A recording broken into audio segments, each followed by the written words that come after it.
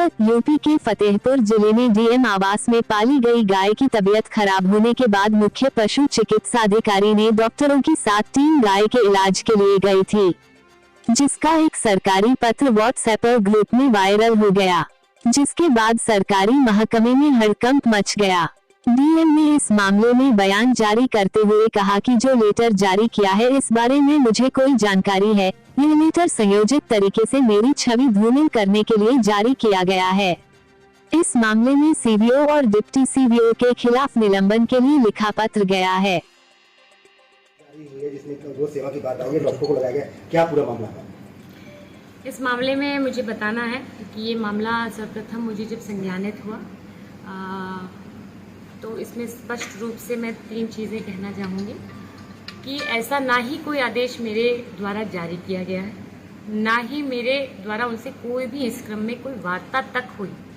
परंतु उनके द्वारा ये मनमाने तरीके से, यदि आप लेटर को देखें, ना ही उस लेटर की प्रतिलिपि, यदि वो मेरे आदेश के क्रम में होता तो प्रतिलिपि कहीं जाती, वो एक इंटरनल वो अपने ऑफिस में जारी करते हैं। डाक रजिस्टर उनका मंगा करके देखा गया,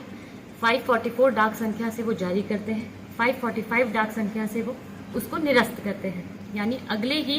डाक संख्या से वो उसको निरस्त कर देते हैं, जो स्पष्ट परिलक्षित करता है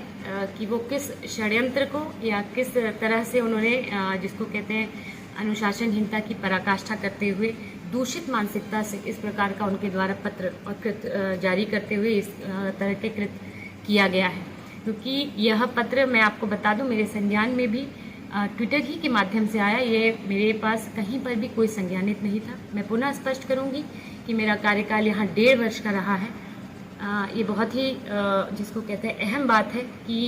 मेरे द्वारा लगातार मई से सघन मॉनिटरिंग ग्रीष्मकाल को देखते हुए और भूसा संग्रह को लेते हुए की गई है, जिसकी ये कहीं ना कहीं एक प्रतिक्रिया है। सीवीओ और डिप्टी सीवीओ दोनों के विरुद्ध मेरे द्वारा उच्चाधिकारियों को अवगत भी कराया गया है और इन दोनों के विरुद्ध मेरे द्वारा कार्रवाई के लिए लिखा भी गया है। दोनों ही के द्वारा 1.5 वर्ष में किसी न किसी तरह लिखित मौखिक आदेशों की अवहेलना, लिखित आदेशों में उनके द्वारा पत्रावली ससमय प्रस्तुत नहीं करके 2-3 महीने पत्रावली उनके द्वारा दबा लेना, इस तरह का उनके द्वारा कृत किया गया है। और ये आश्चर्यजनक बात कहीं न कहीं है कि